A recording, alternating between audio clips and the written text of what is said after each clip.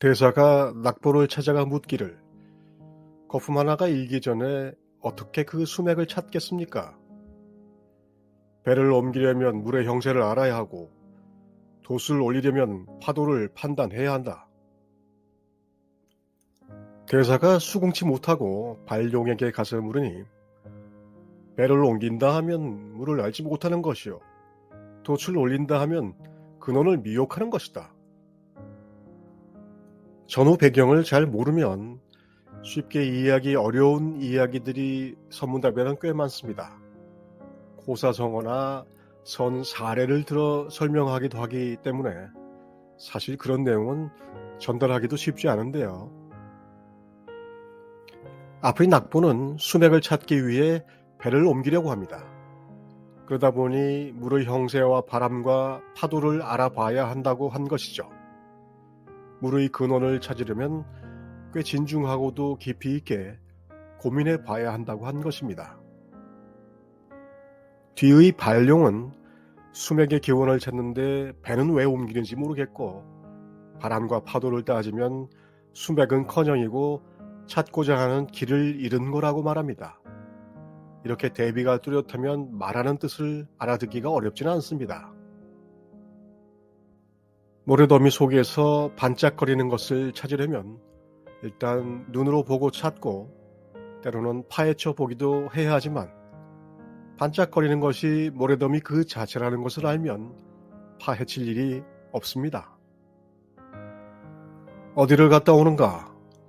산을 돌고 옵니다. 그 산이 머무를만 하던가? 머무를만 하지 못했습니다. 그러면 도성안이 온통 그대에게 점령을 당하겠구나. 꼭 그런 것은 아닙니다. 그러면 자네는 들어갈 길을 얻었구나. 길이 없습니다. 길이 없으면 어떻게 나를 만나겠는가? 길이 있다면 화산과의 사이에 산이 막힐 것입니다.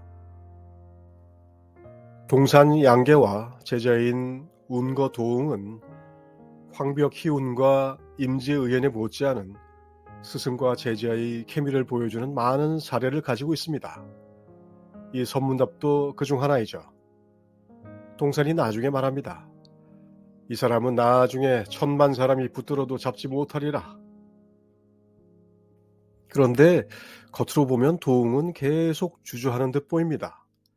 온 도성이 너에게 점령당하겠다 해도 꼭 그런 것은 아니라고 하고 들어갈 길을 얻었다고 말해주니 길도 없다고 합니다. 무슨 곡절이 있는 걸까요?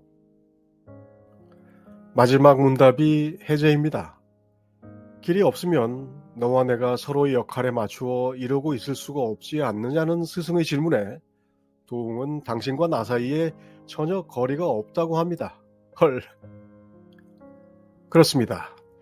스승이 높이니 자신을 낮추고 스승이 밀어내니 잡아당겨 간격을 없애버립니다. 위와 아래가 전혀 없는 대범함인데 스승의 뺨을 가격하는 임재와도 비교됩니다. 이런 자세는 아무래도 쉽지 않습니다.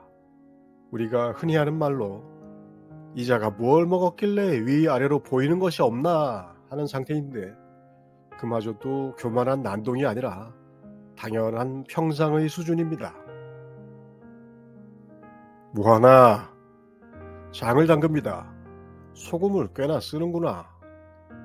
도응이 소금을 한 주먹 더 넣으며 말했다. 저으면 녹습니다. 뭔 맛을 낸다고 그러나. 장이 묻은 손가락을 맛본 도응이 말했다. 딱 됐습니다. 이 서문답의 뉘앙스가 제대로 전달되려면 우리가 알아야 할 사실이 하나 있습니다. 중국어에는 우리말과 같은 존대어가 거의 없습니다. 한자가 뜻 글자이다 보니 발음과 성운 말고는 뒤에 뭐가 붙지 않죠. 대화 속에서 꼭 높임말을 써야 할 때는 호칭을 씁니다. 사부 하는 것이 그것입니다. 우리말처럼 스승님의 님자도 없습니다. 이런 상황을 이해하고 문답을 보면 더욱 절절한 경우가 있는데 바로 도응의 경우입니다. 개천을 건너려다 동산이 도응에게 묻습니다. 물이 얼마나 깊으냐? 젖지 않을 정도다. 너는 참으로 거칠구나. 그러면 스승은 어떠한가? 마르지 않는다. 비록 사적으로는 스승과 제자이지만 진리에 있어서는 한치의 간극도 없습니다. 선의 정신입니다.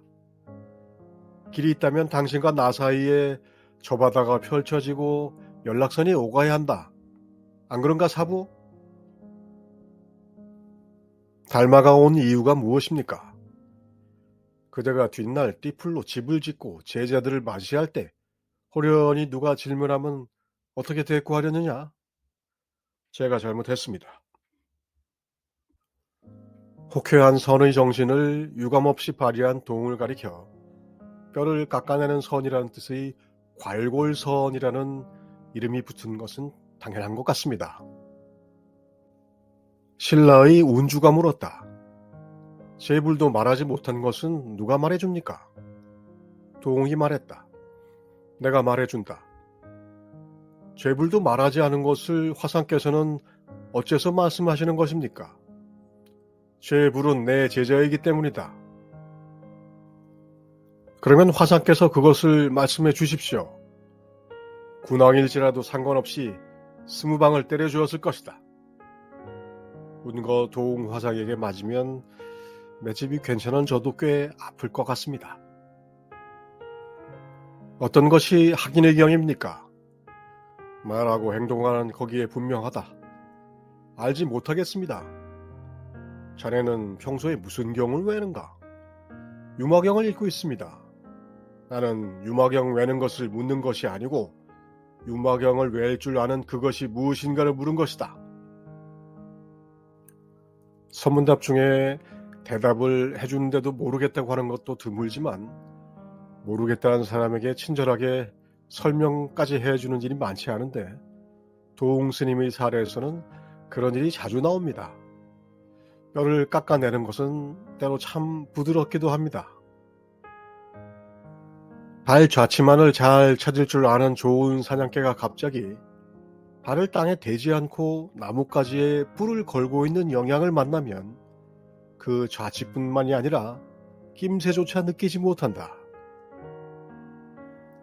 한 승려가 물었다. 영양이 뿔을 걸고 있을 때는 어떠합니까?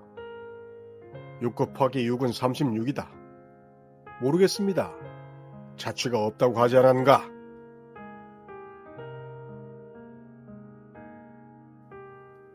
교의 발자국을 다루다가 사슴뿔이 안 보이면 선의 가지를 흔들라.